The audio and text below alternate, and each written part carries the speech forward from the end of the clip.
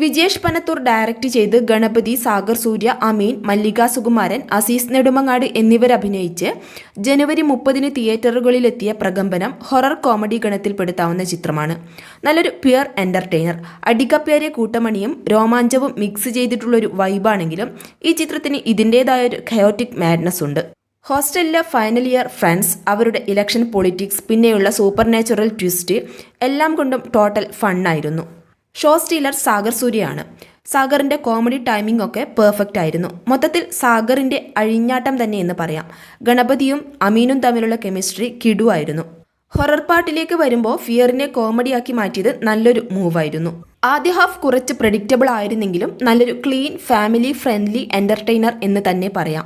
ഇതിലെ പൊളിറ്റിക്കൽ അണ്ടർടോൺസ് ഒക്കെ ചിലർക്ക് പ്രോബ്ലമാറ്റിക് ആയിട്ട് തോന്നിയേക്കാം. കലാഭവൻ നവാസ് അവസാനമായി അഭിനയിച്ച ചിത്രം കൂടിയാണിത്. ബിപിൻ അശോകും ശങ്കർ ശർമ്മയും ഒരുക്കിയ മ്യൂസിക്കും BGMഉം പടത്തിൻ്റെ എനർജി ഒന്നുകൂടി കൂട്ടിയിട്ടുണ്ട്.